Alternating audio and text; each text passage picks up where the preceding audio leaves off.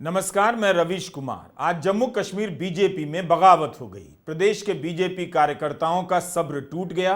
असंतोष के इक्का दुक्का मामलों को छोड़ दीजिए तो अभी तक दूसरे दलों से नेताओं को लाकर टिकट देने की रणनीति के खिलाफ तमाम राज्यों में बीजेपी कार्यकर्ताओं के बीच चुप्पी ही रही। लेकिन रविवार को जिन उम्मीदवारों को प्रधानमंत्री मोदी की मौजूदगी में तय किया गया था, उन्हीं के खिलाफ विद्रोह हो गया। हालत यह हो गई कि सूची जारी करने के बाद वापस लेनी पड़ गई। कुछ देर के बाद जो पहले चरण के लिए सूची जारी हुई थी, उसमें कोई बदलाव नहीं किया गया, दोबारा से जारी कर दी गई। देखना होगा कि बाकी दो चरणों के नाम जब जारी होंगे तब उनमें कुछ बदलाव होता है या नहीं।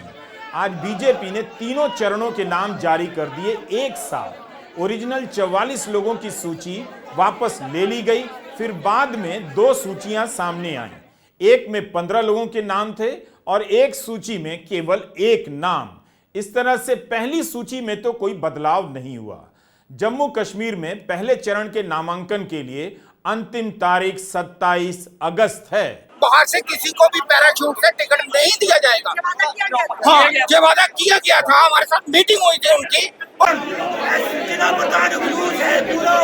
और उसको टिकट काट के मेरे भाई का टिकट। गलत बात है।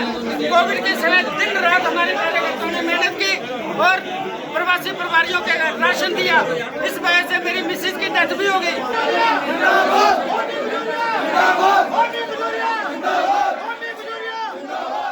जम्मू बीजेपी के दफ्तर में यह हंगामा जो आप देख रहे हैं मामूली नहीं। यह एक तरह का विद्रोह है जिसके चलते बीजेपी को उम्मीदवारों की सूची वापस लेनी पड़ी।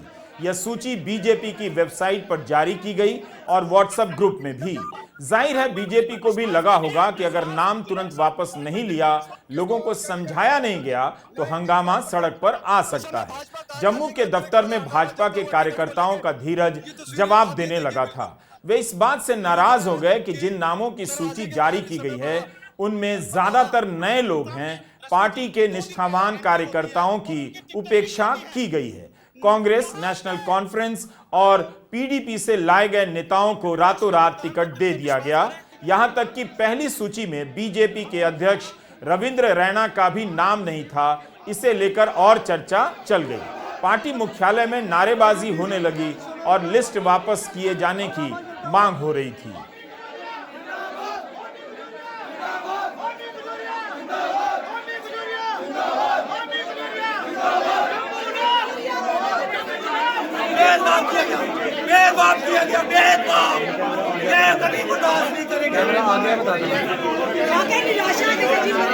भारतीय जनता पार्टी अगर मेरे साथ गलत कर रही है तो ये तो बहुत गलत बात है।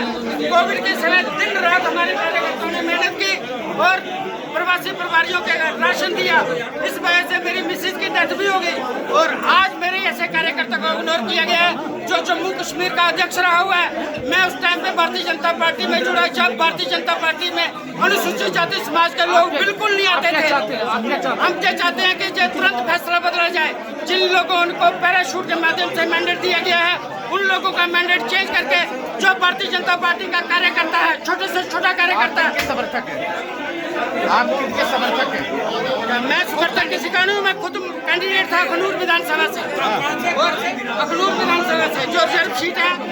और आज जो 2 दिन पहले जहाँ पे ज्वाइन किया है, जिसको भारतीय जनता पार्टी की आइडियोलॉजी का पता नहीं है, भारतीय जनता पार्टी का कुछ पता नहीं। पार्टी जो डिसीजन लेती है, हमारा ये कहने का ये मतलब है कि जो भी मैंडेट मिले, अगर हमारे साथ ये वादा हुआ था कि माननीय तरुण चुग जी ने ये कहा था कि मोर्चे के अलावा बाहर से किसी को भी पैराशूट से टिकट नहीं दिया जाएगा। हाँ, ये वादा किया गया था, हमारे साथ मीटिंग हुई थी उनकी। और इस प्रकार से जो कि हुआ कि पैराशूट से जो कि कार्यकर्ता आ रहे हैं जिनका हमें पता तक नहीं है और उनको जो कि टिकट दिया जा रहा है, मतलब इस प्रकार से हमने 22 साल अपने दिए हुए हैं, अपना जीवन हमने पूरा पार्टी को दिया हुआ है। तो इसके लिए हम चुप नहीं बैठेंगे। तो जम्मू कश्मीर के अखनूर से बीजेपी के टिकट पर चुनाव लड़ चुके एक प्रत्याशी को आपने सुना, जिन्हें इस बार टिकट नहीं दिया गया। वे कह रहे हैं कि ऐसे व्यक्ति को टिकट दे दिया गया जो 2 दिन पहले बीजेपी में आया है, कभी बीजेपी के दफ्तर नहीं गया, अब वो चुनाव लड़ेगा बीजेपी के टिकट पर। यह बीजेपी की रणनीति का हिस्सा सा हो चला है। चुनाव आता नहीं कि दूसरे दलों से नेताओं को ले आया जाता है और टिकट दे दिया जाता है। यह तस्वीर जिस बैठक की है उसी में नाम तय किए गए। प्रधानमंत्री मोदी भी मौजूद थे और अध्यक्ष जेपी नड्डा भी, और जम्मू कश्मीर बीजेपी के अध्यक्ष रविंद्र रैना भी। केंद्रीय चुनाव समिति की इसी बैठक में सभी उम्मीदवारों के नाम तय किए गए। तो प्रधानमंत्री की मौजूदगी में जो सूची जारी हुई, जिन नामों को तय किया गया, उन्हीं नामों के खिलाफ विद्रोह हो गया। हम टिकट के लिए आए हैं। भारतीय जनता पार्टी साफ सुथरी पार्टी है। टिकट के लिए ये लोग जो कार्यकर्ता हम चुप करने वाले नहीं है। क्या है केंद्र ने जो फैसला लिया, अच्छा फैसला लिया है। और अगर कोई दावा ठोकता है केंद्र के खिलाफ, हम भी हैं, हम भी इधर उधर के। मैंने कभी टिकट मांगी नहीं आज तक, मैंने रिज्यूम तक नहीं दिया था टिकट के लिए। ये सब लालची लोग हैं। आज एक ईमानदार व्यक्ति मैंडेट के लिए भूख नहीं है। अगर थोड़ी सी परेशानी हुई है, क्या हुआ? तो क्या बात खाली हम भी लोग हैं,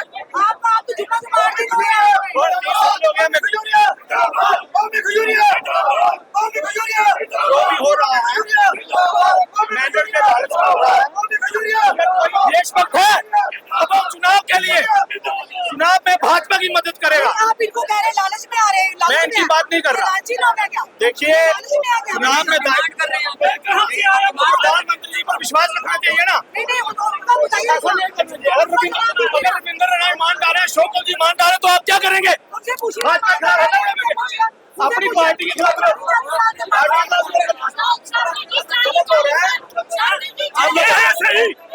ये है सही, बाकी लोग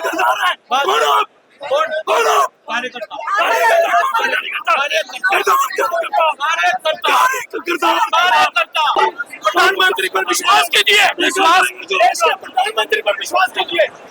देश के प्रधानमंत्री उनको विश्वास किया है, तभी तो कार्यकर्ता जत्थे होकर शोर नहीं।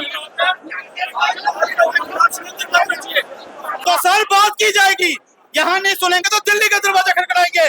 दिल्ली कोई दूर नहीं है। अगर दिल्ली यहाँ जा सकते हैं ये लोग, हम भी जा सकते हैं। डेली वेजर्स, मेरी बात सुनिए, डेली वेजर्स का समूह मैं लेके गया था सुमित शर्मा। आज भी डेली वेजर 64,000 जीत रहे हैं, वो गवाह इस चीज के। और मैंने गजेंद्र सिंह शेखावत जी से लिखित में लिया था कि 1 महीने के अंदर इनकी सैलरी बढ़ाई जाए। सबको पता होगा, रश्मि जी आपको पता होगा, NHM के बच्चों को मैंने सहारा दिया था। भाजपा के कार्यकर्ता सुमित शर्मा ने रेबरे खेल को श्रीनगर में मिलवाया बड़े उच्च कमान से। सुमित शर्मा ने इनकी बातें रखी। आज सुमित शर्मा एक कर्मठ कार्यकर्ता नहीं रहा भाजपा के लिए। किश्तवाड़ की सीट को आपने किनके सहारे छोड़ के चले गए? आपके चैनल के माध्यम से बोलूंगा, कल को हार गए तो कौन सी बीमार है? बताइए कौन सी बीमार है, कौन देगा इस चीज की, बताइए मुझे। बीजेपी के कार्यकर्ताओं ने यहां बार बार साफ किया कि उम्मीदवार बीजेपी से होना चाहिए, कोई भी हो उन्हें मंजूर है। उनकी नाराजगी इस बात को लेकर है कि दूसरे दलों से लाए गए नेताओं को उम्मीदवार बना दिया गया रातों रात, जो उन्हें मंजूर नहीं। बीजेपी में कांग्रेस से आया नेता मुख्यमंत्री है आज की तारीख में, मोदी सरकार में कैबिनेट मंत्री। ऐसे लोगों की संख्या 1 या 2 या 10 नहीं, बल्कि कहीं ज्यादा है। लोकसभा में भी बीजेपी ने दूसरे दलों से आए 100 के करीब उम्मीदवारों को टिकट दिया, जिनमें कांग्रेस से आए नेताओं की संख्या बहुत ज्यादा थी। एक तरह से बीजेपी का कार्यकर्ता कांग्रेस और दूसरे दलों से आए नेताओं को विधायक और सांसद बनाने की मशीन बनकर रह गया है।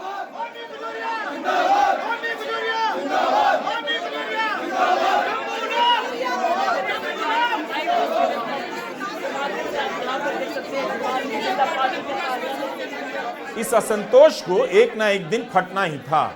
जम्मू में जिस समय पार्टी के नेता अनुशासन की याद दिला रहे थे, उनके पीछे से हंगामे की आवाज आ रही थी। बीजेपी के प्रदेश अध्यक्ष रविंद्र रैना अनुशासन और मातृभूमि की सेवा की दुहाई दे रहे थे, कार्यकर्ताओं को शांत कर रहे थे, लेकिन कार्यकर्ता उस उम्मीदवार के जिंदाबाद के नारे लगा रहे थे जिन्हें बीजेपी ने टिकट नहीं दिया, जो कई साल से बीजेपी में काम कर रहे हैं। हम निस्वार्थ भाव से, राष्ट्र सेवा के भाव से, नेशन फर्स्ट के भाव से कार्य करते हैं। और देश और समाज की चिंता करने के लिए भारतीय जनता पार्टी कार्यकर्ता इसीलिए किसी भी प्रकार से ऐसा विषय हमारे सामने नहीं आना चाहिए। देश और समाज के लिए काम करने वाले, मातृभूमि के प्रति समर्पण भाव से, निस्वार्थ भाव से कार्य करने वाले कार्यकर्ता हैं। हमें किसी प्रकार से ये ऐसी स्थिति नहीं आनी चाहिए। मैं सभी कार्यकर्ताओं से व्यक्तिगत पर्सनल बात करूंगा और मैंने पहले भी सभी कार्यकर्ताओं से बात की है। मैं सबका सम्मान करता हूं। एक एक करके सभी कार्यकर्ता मेरे पास आइए, मैं सभी कार्यकर्ताओं से बात करूंगा। ठीक है, सब कार्यकर्ता मेरे हैं, मेरे भाई हैं, हमारी बहनें हैं, नौजवान हैं, सबकी बात होगी। प्लीज मेरा आप सबसे निवेदन है, आप सब साथियों से निवेदन है, हमें अनुशासन में रहते हुए कार्य करना है। अनुशासन भारतीय जनता पार्टी के कार्यकर्ताओं की सबसे बड़ी पहचान। मैं सबसे बात करूंगा और मैं सबसे बात करूंगा, एक एक कार्यकर्ता, हर एक कार्यकर्ता से मैं बात करूंगा। जिस सोमी खजूरिया जिंदाबाद के नारे लग रहे हैं, उनका टिकट कटा। वे बीजेपी के पुराने नेताओं में से एक हैं, लेकिन उनकी जगह कांग्रेस से आए नेता को टिकट दिया गया। कार्यकर्ताओं ने कहा कि अगर ईमानदार कार्यकर्ताओं की उपेक्षा की जाएगी तो वे पार्टी से इस्तीफा दे देंगे। वो 40 साल का बीजेपी का वर्कर है, भिन्न भिन्न ओहदों के ऊपर रह चुका है, उसके बावजूद उसका पैनल में नाम था, लेकिन पता नहीं कोर ग्रुप ने कैसे नाम उसका काट दिया, उसका नाम काट दिया। कैंडिडेट का नाम था अमी खजूरिया, जम्मू नॉर्थ। हम इंसाफ चाहते हैं। मीडिया रिपोर्ट में है कि 2021 में नेशनल कॉन्फ्रेंस से आए देवेंद्र सिंह राणा को टिकट दिया है बीजेपी से। पीडीपी के पूर्व विधायक मुर्तजा खान को भी बीजेपी ने टिकट दिया। उसी तरह अपनी पार्टी के चौधरी जुल्फिकार को टिकट दिया। अकरम चौधरी को गुलबर्ग से उतारा गया है। जम्मू में जो विद्रोह हुआ वो टिकट नहीं मिलने के कारण नहीं था, बल्कि अपने कार्यकर्ताओं को किनारे कर दूसरे दलों से लाए गए नेताओं को टिकट देने के कारण हुआ। 26 अगस्त को जिन 15 नामों की सूची जारी की गई है वह बीजेपी के लिए उतने महत्वपूर्ण की नहीं है। डोडा और अनंतनाग जिलों की सीटों के उम्मीदवारों के नाम में कोई बदलाव नहीं हुआ। असली परीक्षा दूसरे और तीसरे चरण की सीटों को लेकर होगी। क्या बीजेपी का केंद्रीय नेतृत्व उन नामों में बदलाव करेगा? बीजेपी के प्रदेश अध्यक्ष रविंद्र रैना का नाम पहली सूची में नहीं है। क्या उन्हें टिकट दिया जाएगा? दो पूर्व उप मुख्यमंत्रियों का नाम पहली सूची में नहीं है। कविंद्र गुप्ता और निर्मल सिंह उप मुख्यमंत्री रहे हैं, उनका नाम तक नहीं। दूसरे और तीसरे चरण की सूची से ही पता चलेगा कि बीजेपी कार्यकर्ताओं का विद्रोह दिल्ली केंद्रीय नेतृत्व तक पहुंचा है या नहीं। क्या बीजेपी उन नामों को बदल देगी जिन पर फैसला मोदी की मौजूदगी में हुआ है? 240 सीटें आने के बाद मोदी सरकार अभी तक विधेयक वापस ले रही थी। अब पार्टी के भीतर केंद्रीय नेतृत्व के खिलाफ विद्रोह होने लगा है। क्या बीजेपी उम्मीदवारों के नाम भी वापस लेगी? बीजेपी की सांसद हैं कंगना रनौत। इन्होंने किसान आंदोलन के बारे में अनाप शनाप कहा है, जिससे किसान काफी नाराज हो गए हैं। बीजेपी ने बयान जारी कर कंगना के बयान से किनारा किया है। कांग्रेस ने जब हमला किया, बीजेपी को यह करना पड़ा। तो बीजेपी अपने ही सांसद के बयान से किनारा कर रही है। बीजेपी पर अपने ही पार्टी नेतृत्व के जारी उम्मीदवारों की सूची को वापस लेने का दबाव पड़ रहा है। यह हल्के में नहीं ली जा सकती है बात। सत्तारूढ़ दल की एक सांसद कह रही है कि अमेरिका और चीन भारत में परिस्थितियां बिगाड़ने की, अशांति पैदा करने की, अस्थिरता पैदा करने की साजिश कर रहे थे।